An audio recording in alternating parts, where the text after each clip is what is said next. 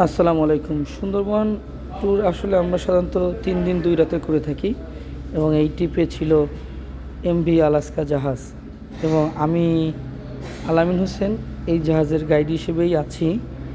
এবং সবচেয়ে মজার বিষয় হচ্ছে এই ট্যুরে আমাদের বাঘের দেখা মেলে। খুব সকালে আমরা গেস্ট রিসিভ করি এবং ফুল দিয়ে আমাদের স্টাফরা, ক্যাপ্টেন হোক বা আমাদের যে কোনো স্টাফ হোক, তারা গেস্টকে ফুল দিয়ে রিসিভ করার জন্য চেষ্টা করে। আমরা রিসিভ করে খাওয়া দাওয়া শেষ করে একটা স্পট শেষ করি। প্রথম দিন আন্দামানিক শেষ করে আমরা আমাদের ডাইনিংয়ে আড্ডায় মেতে উঠি।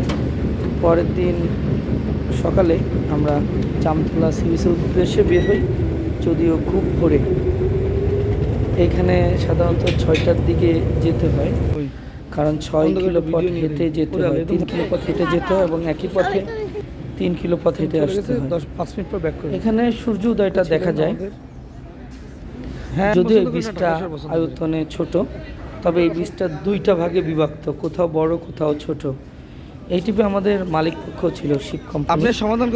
সবাই মিলে মোটামুটি অনেক এনজয় করেছিল এবং আমাদের গেস্টরা অনেক ভালো ছিল যে তারা সবসময় টাইমগুলো সুন্দরভাবে মেনটেন্স করতেছিল। এবং সবচেয়ে মজার বিষয় হচ্ছে প্রত্যেক টিপে 1জন বা 2জন গানম্যান থাকে বন বিভাগের আলাস্কার পরবর্তী ইউটিউবের কাছ থেকে। যখন আপনি রেভিনিউ নেবেন তখন 2জন গানম্যান দেয়। তা আমাদেরও যে গানম্যান ছিল সে অনেক ভালো ছিল। আমরা এখন হচ্ছে জামতলার টাইগার পয়েন্ট থেকে হেঁটে যাচ্ছিলাম এবং পরে আমরা ছোট ক্যানেলে একটু বোট ট্রিপ দিলাম সবাইকে নিয়ে। ক্যানেল ক্রুজ শেষ করে আমরা পরবর্তী স্পট কটকা অফিস পাড়ের দিকে যাচ্ছিলাম।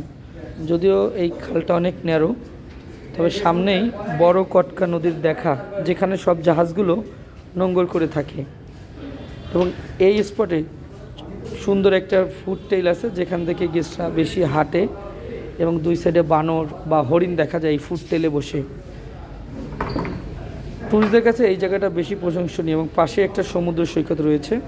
ম্যাক্সিমাম কেওড়া গাছগুলো দেখা যায় যে এখানে সিডোর, বুলবুল বিভিন্ন ঝড়ে কারণে এখানে গাছগুলো মারা যায়।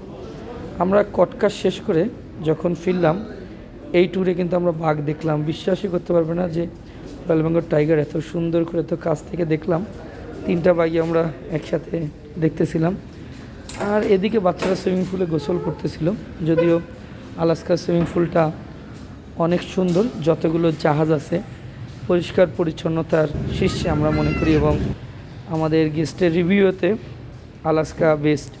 এখানে ছবি তোলার জন্য সুন্দর সুন্দর জায়গা এবং জাহাজটা অনেক খোলামেলা, যেটা গেস্টের কাছে আকর্ষণীয় করে তোলে।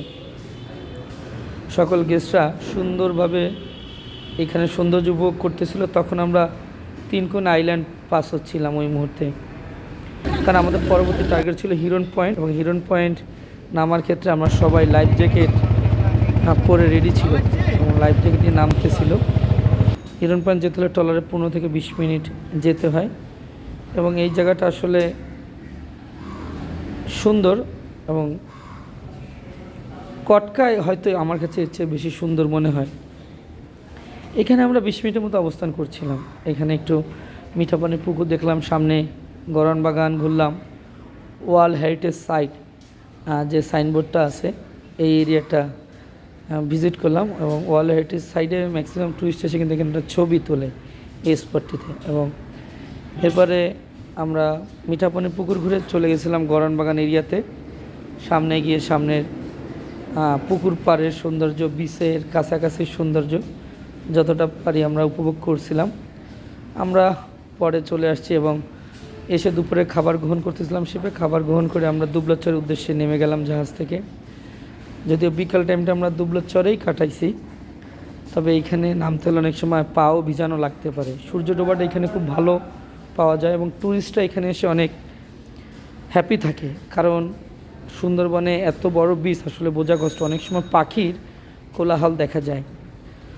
এখানে বাংলাদেশের একমাত্র কেমিক্যাল ফ্রি শুটকি পাওয়া যায়, চাইলে আপনি এখান থেকে সংগ্রহ করতে পারেন এবং অনেক টুরিস্টরা কেনে। বিকালবেলা আমরা বিভিন্ন ইভেন্ট দিয়ে ট্যুরটা শেষ করছিলাম। এরপরে আমরা পরের দিনের জন্য প্রস্তুতি করমজল শেষ করলাম। গেস্টদের বিভিন্ন অ্যাক্টিভিটিস দেখলাম। দুপুরের খাবার রেডি হবে এর জন্য আমাদের প্রস্তুতি ছিল নাস্তা শেষে, হালকা নাস্তা শেষে।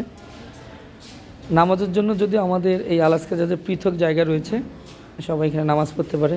এই সুযোগে দুপুরের মজাদার খাবার রেডি করতেছিল আমাদের স্টাফরা, এবং সবাই খুব আন্তরিক ছিল। আর আমি তো আছি এই ট্যুরে, এবং খাবারগুলোর ডেকোরেশন সব সময় সুন্দর, যেটি আমরা আসলে না বললেই নয়।